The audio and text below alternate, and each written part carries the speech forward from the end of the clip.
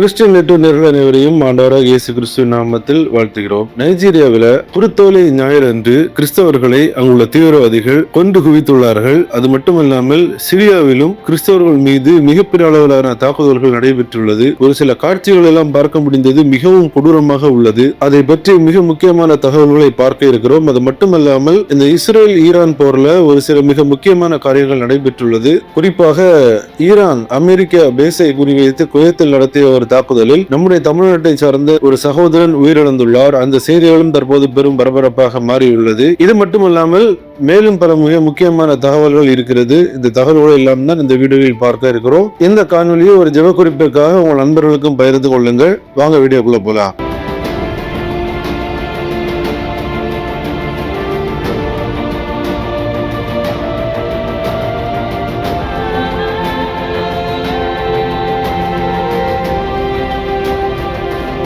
நைஜீரியாவை பற்றி நம்முடைய சேனலில் நம்ம அநேக வீடியோஸ் பார்த்துருக்கிறோம்.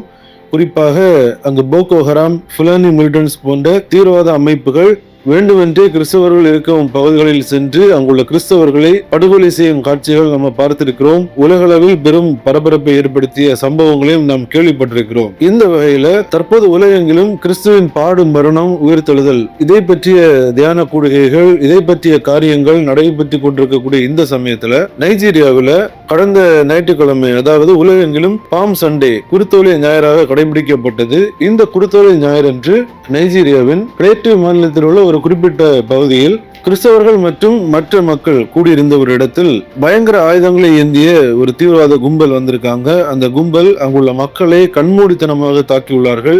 மிக கொடூரமாக சுட்டு வீழ்த்தி உள்ளார்கள். இந்த கொடூர சம்பவத்தில் நிறைய நியூஸ் வருது, நிறைய செய்திகள் வருது. சில நியூஸ்ல என்ன சொல்றாங்கன்னா 27 பேர் மரித்துள்ளார்கள் அப்படின்னு, சில நியூஸ்ல 30 பேர் மரித்துள்ளார்கள் அப்படின்னு வருது. சில நியூஸ்ல என்ன வருதுன்னா ஒரு பகுதியில மட்டும் இந்த தாக்குதல் நடைபெறல, 2 பகுதிகளில் நடைபெற்றுள்ளது. கடுனா என்ற ஒரு மாநிலத்திலும் இந்த தாக்குதல் நடைபெற்றுள்ளது. அதிலும் பல மக்கள் உயிரிழந்துள்ளார்கள் என்ற செய்திகளையும் பார்க்க முடிகிறது. ஒவ்வொரு நியூஸ்ல ஒவ்வொரு தகவல்கள் வருகிறது. சில நியூஸ்ல 40க்கும் மேற்பட்ட மக்கள் உயிரிழந்துள்ளதாக செய்திகள் வருகிறது. பல மக்கள் படுகாயமடைந்துள்ளதான செய்திகளும் வருகிறது. இந்த குருத்தோலை ஞாயிறு அன்று நைஜீரியாவில் கிறிஸ்தவர்கள் மற்றும் மற்ற மக்கள் மிகப்பெரிய அளவில் இந்த தீவிரவாதிகளால் கொண்டு குவிக்கப்பட்டுள்ளார்கள். மிகவும் வேதனைக்குரிய ஒரு காரியம். நம்ம ஏற்கனவே பார்த்திருக்கிறோம். தெருக்கள் தோறும் பிணக்குவியல்கள் இருப்பதையும், ஒரு கிராமமே திரண்டு நின்று அடக்காராதனைகள் செய்யும் காட்சிகள் எல்லாத்தையும் பார்த்தோம். தற்போது கூட ரீசெண்டா ஒரு வீடியோ நைஜீரியாவில் ரிலீஸ் ஆகியிருந்தது. குறிப்பாக ஒரு அடக்காராதனை நடத்தப்படும் போது அங்கு ஒரு கிறிஸ்தவ போதகர் நின்று வைராக்கியமாக பேசுவார். பல காரியங்களை அவர் பேசுவார். குறிப்பாக நாங்கள் எந்த சூழ்நிலையிலும் நாங்கள் எங்கள் தெய்வத்தை விட்டு பின் மாற மாட்டோம், நாங்கள் சாத்தானை வணங்க மாட்டோம் என்று அவர் சில காரியங்களை எல்லாம் சொல்லியிருந்தார்.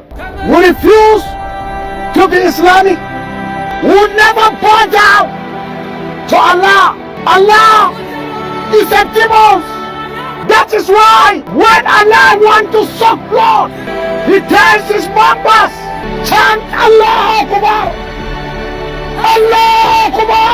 இதுதான் தற்போது நைஜீரியாவின் சூழ்நிலையாக காணப்படுகிறது. ஒரு காணொலியெல்லாம் பார்க்க முடிந்தது. அந்த காணொலியை நம்மளால் வெளியிட முடியாது. ஒரு மகனின் உயிர் பிரிகிற அந்த கடைசி சமயத்தில் அந்த தாயார் தன்னுடைய மகனை தன்னோடு அணைத்து வைத்துக் கொண்டு கதரும் அந்த காட்சிகளையும் பார்க்க முடிந்தது. மிகவும் வேதனைக்குரிய ஒரு காரியம் நைஜீரியாவில் நடந்து கொண்டிருக்கிறது. ஒரே காரணம் என்னவென்றால் அவர்கள் ஆண்டவராக இயேசு கிறிஸ்துவை ஏற்றுக்கொண்டுள்ள ஒரே ஒரு காரணத்தினால்தான் அப்பாவி மக்கள் கொண்டு வைக்கப்படுகிறார்கள். இதற்காக நாம் கண்டிப்பாக ஜெபிக்க வேண்டும். நைஜீரியா மட்டுமல்லாது சிரியாவிலும் ஒரு மிகப்பெரிய தாக்குதல் கிறிஸ்தவர்கள் வாழும் பகுதியில் நடைபெற்றுள்ளது. இதே காலகட்டங்களில் சிரியாவின் அல் சுவைலபியா என்று சொல்லப்படுகிற ஒரு இடம், கிறிஸ்தவர்கள் வாழ்கின்ற ஒரு இடம். இந்த இடத்திற்கு விரைந்த சில மதவாதிகள், மதவெறி பிடித்த ஒரு கும்பல், அந்த கும்பல் வாகனத்தில் போகக்கூடிய காட்சிகளும் அவங்களே ரிலீஸ் பண்ணியிருக்காங்க. நாங்கள் இப்படி மக்களை தாக்க செல்கிறோம் என்று அவங்களே ரிலீஸ் பண்ணியிருக்காங்க. அந்த வீடியோஸை பார்க்க முடிந்தது.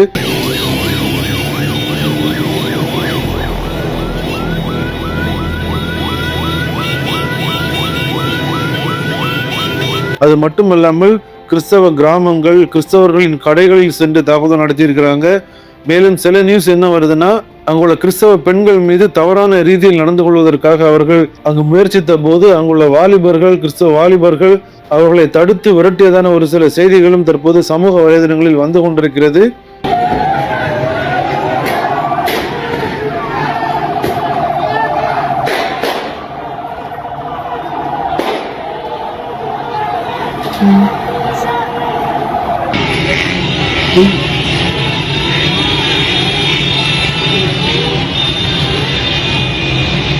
மிகவும் கொடுமையான ஒரு காரியம். சிரியாவிலும் மதவெறியர்கள் மிகப்பெரிய ரீதியில் கிறிஸ்தவர்களுக்கு எதிராக தாக்குதலை தொடங்கி இருக்கிறார்கள். இதற்காகவும் நம்ம ஜெபிக்கணும். நைஜீரியா, சிரியா இந்த 2 இடங்களிலும் கிட்டத்தட்ட ஒரு சில தினங்களில் மிகப்பெரிய அளவில் கிறிஸ்தவர்களுக்கு எதிரான தாக்குதல் நடைபெற்றுள்ளது. இந்த செய்திகளை பார்க்கிற நீங்கள் கண்டிப்பாக இதுக்காக ஜெபிக்க வேண்டும். மற்ற கிறிஸ்தவ நண்பர்களுக்கும் பகிர்ந்து கொள்ளுங்கள். ஏனென்றால் கிறிஸ்தவர்கள் மீது தாக்குதல் நடத்தப்படுவதை எத்தனை மீடியாக்கள் வெளியிட்டாங்கன்னு பாத்தீங்கன்னா பல மீடியாக்கள் வெளியிடவில்லை. நைஜீரியாவில் இப்படிப்பட்ட ஒரு கொடூர சம்பவம் நடைபெற்றுள்ளது என்று மேக்சிமம் மீடியாஸ்ல நியூஸே வரல. அதே மாதிரிதான் சிரியாவிலும் கிறிஸ்தவர்கள் மீது இப்படிப்பட்ட ஒரு கொடூரமான சம்பவங்கள் நடைபெற்றது என்று மீடியாஸ்ல வரவே இல்லை. ஆனால் நாம் இதற்காக இந்த செய்திகளை கொண்டு வருகிறோம் என்றால் ஜெபிக்க வேண்டும், மற்றவர்களும் தெரிந்து கொள்ள வேண்டும். எந்த அளவிற்கு கிறிஸ்தவர்கள் கிறிஸ்துவை ஏற்றுக்கொண்ட ஒரே ஒரு காரணத்தினால் பாதிக்கப்படுகிறார்கள் என்று கண்டிப்பாக அனைவரும் தெரிந்து கொள்ள வேண்டும். அதற்காக நாம் ஜெபிப்போம், மக்களின் பாதுகாப்பிற்காக ஜெபிப்போம். இப்படிப்பட்ட சம்பவங்கள் நடைபெறக்கூடாது. நைஜீரியாவில் உயிரிழந்த கிறிஸ்தவர்களின் குடும்பத்தாருக்கு தேவன் தாம் ஆறுதல் அளிக்கணும். மேலும் படுகாயமடைந்து பல மக்கள் மருத்துவமனையில் இருப்பதான செய்திகளையும் பார்க்க முடிகிறது. அவர்களுக்கும் தேவன் தான் இறங்கணும், பூரண சுகம் அவர்களுக்கும் கிடைக்கணும். சிரியாவிலையும் பாதிக்கப்பட்ட கிறிஸ்தவர்களுக்கு தேவன் தான் துணையாக இருக்கணும். இதற்காக நாம் கண்டிப்பாக ஜெபிக்கணும். அது மட்டுமல்லாமல் தற்போது இந்த இஸ்ரேல் ஈரான் போர் சூழல்கள் மிகப்பெரிய ரீதியில் சென்று கொண்டிருக்கிறது.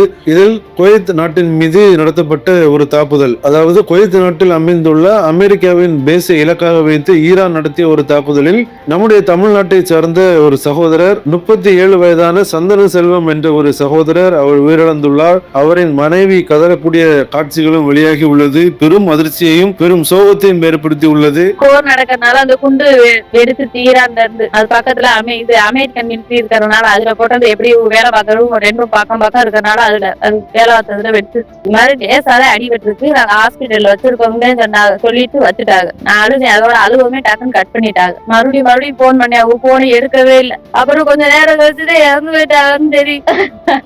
இந்த போர் சூழல்களின் காரணமாக அப்பாவி மக்களின் உயிர்கள் தான் பறிக்கப்படுகிறது. இதுதான் மிகப்பெரிய வேதனைக்குரிய காரியம். இந்த இஸ்ரேல் ஈரான் இந்த போர் சூழல்கள் இதன் காரணமாக தற்போது ஆஸ்திரேலியாவில் எரிபொருள்களின் விலைகள் மிகப்பெரிய அளவில் உயர்ந்துள்ளதான செய்திகளையும் பார்க்க முடிகிறது. அங்கு மக்கள் மிகப்பெரிய அளவில் பாதிக்கப்படுகிறார்கள்.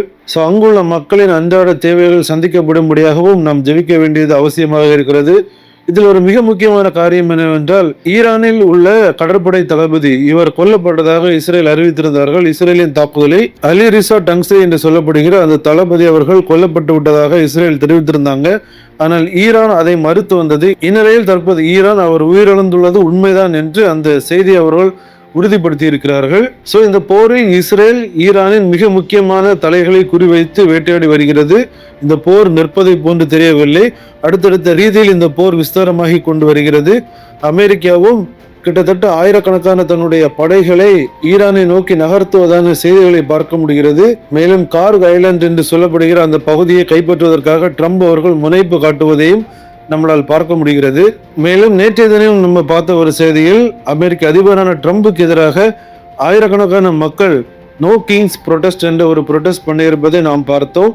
அதே வேளையில் அமெரிக்காவில் ட்ரம்புக்கு ஆதரவாக மக்கள் போராடும் ஒரு காட்சிகளும் வெளியாகி உள்ளது. அதனையும் பார்க்க முடிகிறது. ஒரு பக்கத்தில் எதிர்ப்பு இருந்தாலும் இன்னொரு பக்கத்தில் ஆதரவு. குறிப்பாக ஈரானை சார்ந்த மக்களும் ஈரானில் வாழுகின்ற மக்களுக்கு ஆதரவான மக்கள் மற்றும் ஈரானில் தற்போது நடந்து கொண்டிருக்கும் அந்த தீவிரவாத ஆட்சிக்கு எதிரான மக்கள் ஒன்றாக இணைந்து ட்ரம்ப் அவர்களுக்கு ஆதரவாக மிகப்பெரிய அளவில் பேரணியாக செல்லக்கூடிய காட்சிகளையும் பார்க்க முடிகிறது.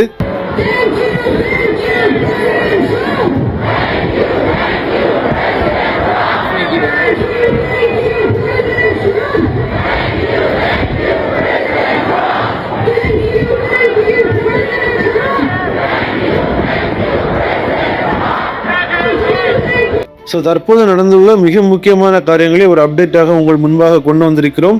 குறிப்பாக இதனை பார்க்கிற நீங்கள் மற்ற கிறிஸ்தவ நண்பர்களுக்கும் பகிர்ந்து கொள்ளுங்கள். அவர்களும் இந்த தகவல்களை பார்த்து ஜெபிப்பதற்கு அது ஏதுவாக இருக்கும். நைஜீரியாவில் உள்ள கிறிஸ்தவர்களுக்காக ஜெபிப்போம். கிறிஸ்தவர்கள் மிகப்பெரிய அளவில் துன்புறுத்தப்படுகிறார்கள். அது போன்றுதான் சிரியாவிலும் மிகப்பெரிய அளவில் துன்புறுத்தப்படுகிறார்கள். இங்கு மட்டுமல்ல, உலக அளவில் கிறிஸ்தவர்களுக்கு எதிரான கொடுமைகள், தாக்குதல்கள், அடக்குமுறைகள் மிக வேகமாக நடைபெற்றுக் கொண்டு வருகிறது. இப்படிப்பட்ட நிலைகள் மாறும்படியாகவும் கிறிஸ்தவர்களின் பாதுகாப்பிற்காகவும் நாம் ஜெபித்துக் கொள்வோம். நம்மளால வேற ஒண்ணுமே பண்ண முடியாது. ஜெபிப்போம். நிச்சயம் தேவன் ஒரு மாற்றத்தை கொண்டு வருவார். அதில் எந்த விதமான சந்தேகமும் இல்லை. மீண்டும் இன்னொரு அப்டேட்டில் உங்களை சந்திக்கிறேன். தேவன் தாமே நம் அனைவரையும் ஆசீர்வதிப்பாராக. ஆமென்.